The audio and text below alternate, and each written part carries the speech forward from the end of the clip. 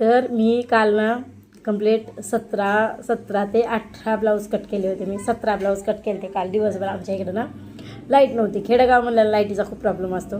तर काल लाईट नव्हती म्हणून मी दिवसभर काल कट केले, 17 ब्लाऊज कट केले.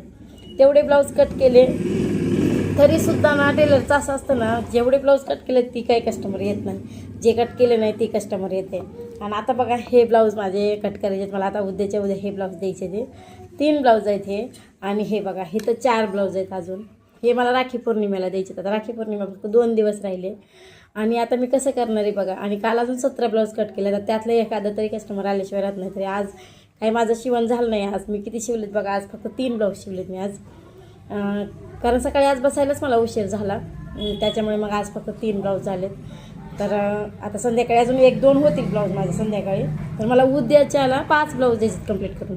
तर त्यातले फक्त 2 ब्लाऊज माझे कंप्लीट झालेत. आता अजून 3 ब्लाऊज कंप्लीट करायचे राहिले.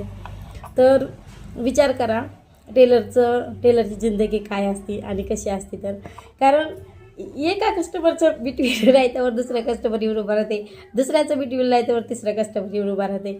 आणि कोणाचं कट केलेलं असतं त्या कोणाचं नसते. कोणाचं कट केलेलं असलं ना तर मग शिवायला सोपं जातं. हो देते तुम्हाला म्हणता येते. पण कट केलेलं नसलं ना मग टेन्शन येतं. कारण कट करून शिवायचं म्हणलं ना तर वाटतं एवढे ब्लाऊज मी कट करून ठेवले ते आणि आता अजून कट करू का मी ब्लाऊज असं वाटते.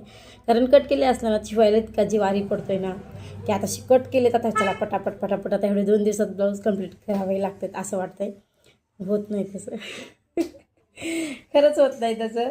कारण मध्ये दुसरं येतं म्हणले ना तुम्हाला. आता तेवढे कट केले तरी ती कस्टमर येत नाही, न कट केलेले कस्टमर येते. तर आता बघा मला हे 7 कट करायचे अजून. आता मी काय करू. आता मला कट केल्याशिवाय भाग नाही. आता मला कट करावेच लागतं, द्यावेच लागतात कस्टमरला. तुमच्यासोबत पण असंच घडतं आहे का मला नक्की सांगा.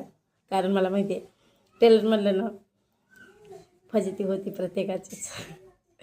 कारण शिवायचं पण काय म्हणजे वाटतं तेवढं सोपं नाही. शिवायचं पण कंटाळा येतो. रोज तेच काम कंटाळा येतो.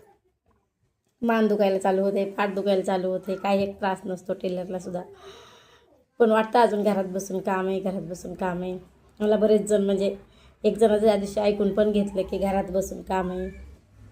आता काय घरात बसून काम आहे. आता जे नशिब त्यालाच कळते. चला असं आता शॉर्ट व्हिडिओ माझा 2-4 दिवस झालं नव्हता.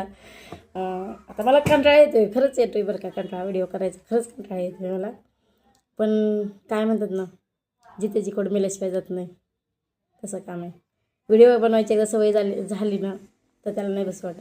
तर चला बाय. श्री स्वामी समर्थ.